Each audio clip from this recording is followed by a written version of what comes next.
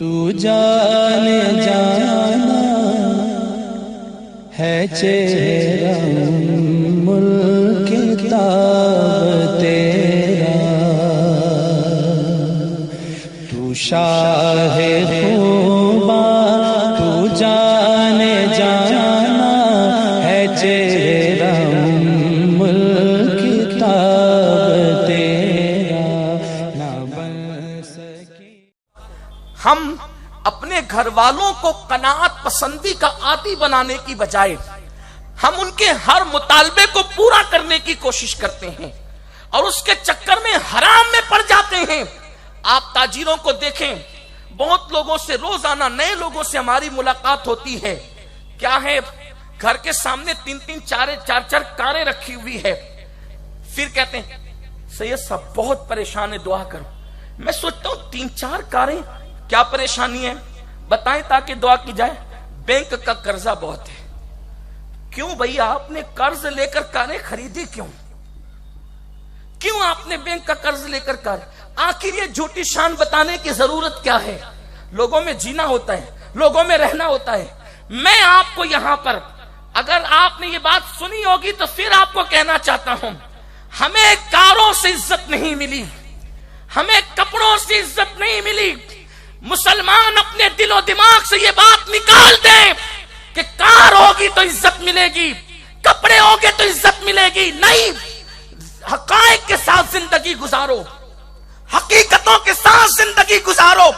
कपड़े फटे होंगे, उस पर पेवन लगे होंगे, चलेगा, लेकिन उस पर गुनाह का धब्बा नहीं लगना चाहिए।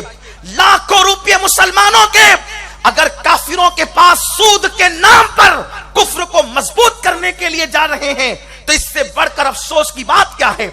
और ये जो लोगों की सोच बन चुकी है कि मालदार कहलाने के लिए, इज्जतदार कहलाने के लिए बंगले भी चाहिए, गाड़ियां भी चाहिए। खुदा ने दिया है तो खरीदो, लेकिन कर्ज लेकर सूद के नाम पर क्यों ये सब कुछ हो रहा है? मेरे प्यारे आका अलैहिस्सलाम के प्यारे दीवानों, अपने जवानों को बता दूं, अल्लाह ने दिया तो कीमती मोबाइल ले लें, अल्लाह ने दिया तो कीमती मकान ले लें, अल्लाह ने दिया तो कीमती लिबास ले लें, मगर उसमें भी मियाना रवि इख्तियार करो, हद से आगे मत बढ़ो। कुलू वशरबू वला तुसरिफ, खाओ पियो, हद से मत बढ़ो। हद से बढ़ने से अल्लाह ने मना किया है। रही बात इज्जत की, अगर ये सोचते हो कि कार, कपड़े, मोबाइल और गाड़ियां इज्जत देगी तो ये सोच दकियानुसी सोच है, ये सोच मुशरिकाना सोच है, ये सोच फासिकाना सोच है। इस्लामी सोच क्या है? आप अभी बैतुल मुकद्दस का उन्वान सब तुम्हारी निगाहों के सामने है।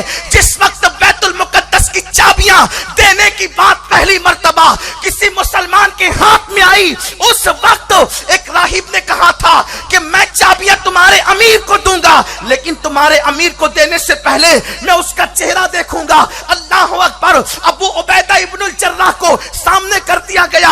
अबू उबैदा सामने हुए, उसने देखा और देखकर हंस के कहा, जाओ जितना लड़ना है लड़ लो, शोर आजमाई करना है कर लो, मैं चाबियां तुम्हें नहीं देता। हजरत खालिद इब्न वलीद बड़े होशियार दाना थे, उन्होंने कहा क्यों इसका होलिया देखकर इनकार क्यों करता है? तो उस राहिब ने कहा, मेरी किताब में अमीर का जो होलिया मुसलमानों के लिखा हुआ है वो इसके अंदर नजर नहीं आता। हजरत खालिद ने कहा था बात क्या है? तो कहा बात इतनी है कि उसके चेहरे पर तो गोश्त तो नहीं होगा, इसके गाल तो भरे भरे हैं, उसकी दाढ़ी लंबी होगी, इसकी तो चौड़ी चौड़ी है, उसकी भवें मिली होगी और आंखें बड़ी बड़ी होगी, उसकी आंखें तो ऐसी नहीं है, उसका रंग तो सुर्ख होगा, इसका रंग तो सफेद है, ऐसा नहीं है। तब हजरत खालिद ने मुस्कुरा के कहा था, तुम जिस अमीर की बात कर रहे हो वो लश्कर का अमीर नहीं, वो मोमिनों का अमीर है, जिसे उमर इब्न खत्ताब कहते हैं। और फिर कहा, अगर तुम उसको देखना चाहते हो हमें मोहलत दो, हम उसको बुलाएंगे। और उसके बाद फिर हजरत खालिद ने खत लिखा। अल्लाहु अकबर। बैतुल मुकद्दस के ऊपर रोना रोने वाली कौम जरा एहसास तो करे, हमें भी बैतुल मुकद्दस से प्यार है, लेकिन जब से इस कौम से उमर की फिक्र खत्म हो गई, बैतुल मुकद्दस पर कुफ्र मुसल्लत हो रहा है। फिक्र उमर अपने अंदर पैदा कर लो, आज भी दुनिया में इनकलाब आने के लिए तैयार है। नारे तकबीर, नारे रिसालत, कुव्वते फिक्र की शौकत को जवाल आता है। कपड़े और कारों के धोखे में इज्जत के मुतलाशी अपने वजूद पर इस्लाम मुसल्लत न करने वाले बैतुल मुकद्दस पर इस्लाम का परचम क्या लहरा सकेंगे? अब वहां इस्लामी हुकूमत क्या कायम कर सकेंगे? जिनके घरों में इस्लामी हुकूमत नहीं, वो बैतुल मुकद्दस पर इस्लामी हुकूमत कायम करेंगे। अरे पहले अपने घरों में तो इस्लामी हुकूमत कायम करो। सुबह को तुम्हारे घर में सीरियल और टीवी के नाम पे कुफरिया कलिमात बजते हैं।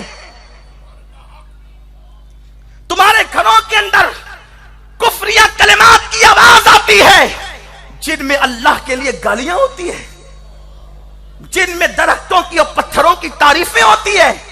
मुसलमानों, फिक्र फारूकी तो ये थी, ए हजर अस्वद, अगर मैंने तुझे अपने नबी को चूमते हुए न देखा होता तो मैं तुझे कभी नहीं चूमता, क्योंकि मैं जानता हूं कि तू पत्थर है, ना तू फायदा दे सकता है ना नुकसान पहुंचा सकता है।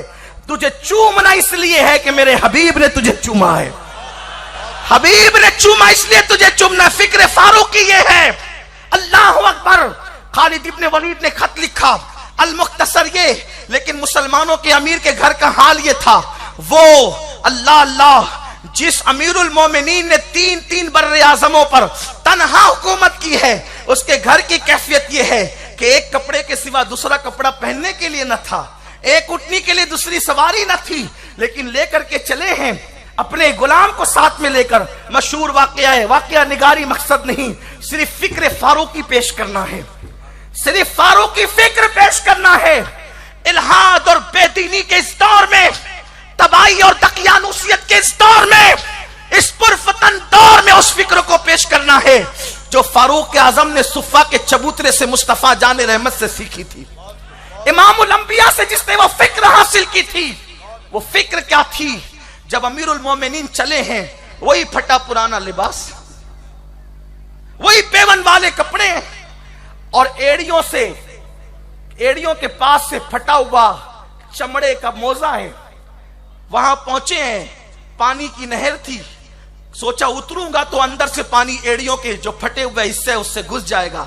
चमड़े के मोजे उतार के कंधों पे डाल लिए, रही से सारी कसर पूरी हो गई। लोग इंतजार कर रहे थे कि मोमिनों का अमीर कौन है, जरा देखें तो सही, वो किस तरह कैसरो किसरा के ताजदारों की तरह कर्रो फर से आएगा। वो जब आएगा तो हटो बच्चों के नारे होंगे, वो जब आएगा तो धक्कम धक्कियां होगी। लेकिन खुदा की कसम, आने वाला जो आया है तो हाल ये है कि उसके इत्मीनान, तमकनत और सुकून की कैफियत ये थी कि इनके जर्रों को भी धक्का नहीं लगा। इस शान से वो आया, लेकिन जब आया तो नहर को देखकर मोजे उतार करके कंधों पे डाले। अबू उबैदा और हज़रत खालिद आपस में बातें कर रहे हैं। उमर ये क्या कर रहे हैं? हिम्मत तो नहीं थी, क्योंकि लोग खड़े भी थे। उमर क्या कर रहे हैं? फटे हुए मोजे कंधे पे डालकर इनके फटे हुए को ऐलान कर दिया, और दूसरे कपड़े भी तब्दील नहीं किए, वही कपड़े मामूल के कपड़ों पे आ गए। जब फारूक आजम ने नहर पार की तो खालिद ने कान में कहा, आप कर क्या रहे हैं? आपने फटे हुए मोजों की तशहीर कर दी, फटे हुए कपड़े, कोई अच्छे कपड़े तो पहन लेते। सैयदना फारूक आजम ने कंकरियां उठाई और हजरत खालिद के वजूद पर गुस्से से दे मारा, ये कहते हुए, खालिद, अभी रसूल पाक को पर्दा फरमाने के लिए चंद साल भी नहीं बीते, तुम लोग इतनी जल्दी फिक्र तब्दील कर चुके? तुम क्या समझते हो? सवारियों के कर्रो फर और लिबास की ज़ेबो ज़ीनत ने हमें इज्जत दी है। खुदा की इज्जत की कसम, हमें इज्जत सवारियां और लिबास से नहीं मिली, हमें मुस्तफा जाने रहमत की गुलामी की वजह से इज्जत मिली। और जब तक नबी की गुलामी में रहेंगे, ये इज्जत का तमगा हमसे कोई छीन नहीं सकता। अपनी फिक्र तब्दील कर दो, जमीनी हकायक के साथ जिंदगी गुजारो। और ये कि बैंकों से लाखों लाख रुपए के मकरूज होकर हर महीने हजारों लाखों रुपए कमा कर तुम कुफार की जेबें भर दो, ये कहां की दानिशमंदी है? ये कहां की अक्लमंदी है? सुन लो, अल्लाह के रसूल ने फरमा दिया, अल्लाह का ऐलान है कि वो तिजारत को बढ़ाएगा और सूद को तबाह करेगा। बड़ी बड़ी पार्टियां सिर्फ सूदी चक्कर में तबाही के दहाने पर पहुंच गई। हुजूर अलैहिस्सलाम फरमाते हैं कि उसके घर वालों के यहां तो उसकी तबाही होगी। बंदा सबकी फरमाइश पूरी करते करते हलाल और हराम की फिक्र ही नहीं करता। दोस्तों का सर्कल है, सब मालदार है। आदमी सोचता है कि इनके लेवल में खड़े होने के लिए इन जैसा मोबाइल चाहिए, इन जैसी गाड़ी चाहिए, इन जैसा लिबास चाहिए, उसके लिए इन जैसे पार्टियों में खर्च करने के खर्चात चाहिए। फिर उसके लिए जब वो कमा नहीं पाता है तो कभी चोरी करता है, कभी जुए के अड्डों तक जाता है, कभी हराम तरफ कदम उठाता है। हलाल जरिए से अगर माल कमा सकते हो तो कमाओ, ये सुन्नत उस्मानी है।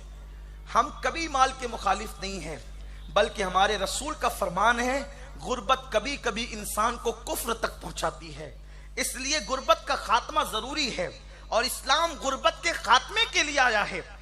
हम गरीबी की बात नहीं करते, कोशिश करो हलाल जरिए से, अल्लाह दे खूब कमाओ, लेकिन खर्च पे कंट्रोल रहे। खर्च पे कंट्रोल, इस्लाम ने खर्च पे कंट्रोल का इतना अजीम तरीका सिखाया है कि मेरे रसूल ने फरमाया खुशियों में भी हद से तजाउज न करो और गमों में भी हद से तजाउज न करो। एक मर्तबा एक शख्स सुन्नत से कुछ लंबा कुर्ता पहन करके आया। फारूक आजम ने कहा अगर सुन्नत के मुताबिक पहनते और कुछ कम लंबा पहनते, सुन्नत से ज्यादा तुमने लंबा कर दिया तो ये 4 उंगल का कपड़ा किसी गरीब को पेवन लगाने के लिए काम आ जाता।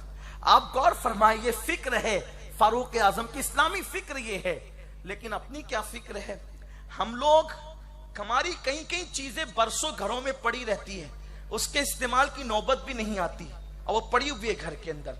आपसे मैं पूछना चाहता हूं, इसका हिसाब नहीं देना और उसके लिए हम हराम की तरफ जा रहे हैं। और याद रखना, अलैकुम अनफुसकुम, अपनी आप की फिक्र करो। कितना भी कमा करके हर एक का मुतालबा पूरा करोगे, एक दिन कब्र में मरकर अकेले जाओगे।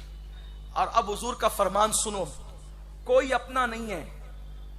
बेटों के हक इतने अदा करो जितना इस्लाम ने कहा, बेटियों के हक इतने अदा करो जितना इस्लाम ने कहा, बीवी के हक इतने अदा करो जितना इस्लाम ने कहा, माँ बाप के हक इतने अदा करो जितना इस्लाम ने कहा, उससे ज्यादा आगे मत बढ़ो। इसलिए कि इस्लाम का कानून अल्लाह का कानून है।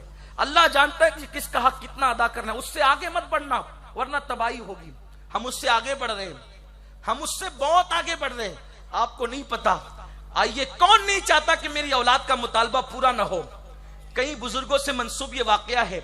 लेकिन आइए उस अमीर की बारगाह में खिराज पेश करूं जिसको दुनिया उमर इब्न अब्दुल अजीज के नाम से जानती है। उमर इब्न अब्दुल अजीज, माह रमजान शरीफ का महीना खत्म हुआ और ईद का हिलाल तुलू हुआ। बच्चे रोते हुए घर में आए, बच्चे सबके बच्चे ही होते हैं। कहा बाबा, पूरे इलाके के अंदर धूम मची हुई है, सब नए कपड़े खरीद रहे हैं, सब बहुत सारे दोस्तों के नए कपड़े आ भी गए। एक काम करें कि हमारे लिए भी ईद के नए कपड़े ला दें। वक्त का अमीरुल मोमिनीन है, घर में इतने पैसे नहीं कि बच्चों को कपड़े दिला सके। हर बाप, चाहे वो अमीर हो या गरीब हो, वली हो या गुनहगार हो, हर बाप के सीने में औलाद के लिए जो मोहब्बत है वो किसी के सीने में नहीं है। लेकिन बात इतनी है कि अल्लाह का कानून जिसको अजीज है उसकी जिंदगी बहुत मोहतात है। उमर इब्न अब्दुल अजीज के बेटों ने कहा, अब्बा जान कपड़े का, बेटो पैसे नहीं है, सब्र करो, अल्लाह इंतजाम कर देगा। कहा बाबा, सबके बच्चे नए कपड़े पहनेंगे कल और मुसलमानों के अमीर के कपड़े बच्चे नए कपड़े नहीं पहनेंगे, कैसा लगेगा? कुछ करें। बीवी ने कोई मशवरा दिया, बस गए और उसके पास जो खाजिन था बैतुल माल का, देखिए बेहतरीन दोस्त वो है जब तुम गलती करो तो वो तुम्हारी इस्लाह करे। आज दोस्त तो बेहतरीन वो माना जाता है कि हर गलती में वो आपकी तायीद करे। उमर इब्न अब्दुल अजीज खाजिन के पास गए और कहा एक काम करो, 2 महीने की तनख्वाह मेरी पेशगी मुझे दे दो, पहले दे दो, ताकि कल मेरे बच्चे नए कपड़े पहन ले। ये इस्लामी फिक्र का नतीजा था। खाजिन ने कागज और कलम आगे कर दिया। अमीरुल मोमिनीन अपने हाथ से 2 महीने की जिंदगी की गारंटी लिखकर दे दें, मैं तुम्हें 2 महीने की तनख्वाह पेशगी दे दूंगा। आंखों में आंसू आ गए, पल की खबर नहीं, 2 महीने की गारंटी मैं क्या दे सकता हूं? कहा आप गारंटी नहीं दे सकते, मैं तनख्वाह नहीं दे सकता, अल्लाह को मुंह क्या दिखाऊंगा? अल्लाह को मुंह क्या दिखाऊंगा 2 महीने की तनख्वाह देकर? ये फिक्र है। अलैकुम अनफुसकुम, अपनी फिक्र। आज हमारा क्या हाल है? हम तो सिर्फ चापलूसी में मर रहे हैं, हम तो सिर्फ गदागरी में मर रहे हैं। हमारा हाल ये है, हमें रब की खुशी से ज्यादा सबकी खुशी अजीज हो गई। ना रब मिला ना सब मिला, कुछ नहीं मिला। इसलिए मुसलमानों को अपनी फिक्र का करेक्शन करना होगा, तब्दील करना होगा फिक्र को। अल्लाह अकबर। मुसलमानों की फिक्र क्या है? 2 महीने की जिंदगी की गारंटी नहीं तो 2 महीने की तनख्वाह नहीं दी जा सकती। पलट गए और जाकर के बच्चों से कहा, मेरे बेटों, ईद के दिन नए कपड़े पहनना ना फर्ज है ना वाजिब है, अलबत्ता हराम से बचना फर्ज किया गया है। इसलिए कल तुम नए कपड़ों की बजाय धुले हुए कपड़े पहन लेना, ताकि तुम्हारे बाप को कयामत के दिन इस अमल की वजह से पकड़ा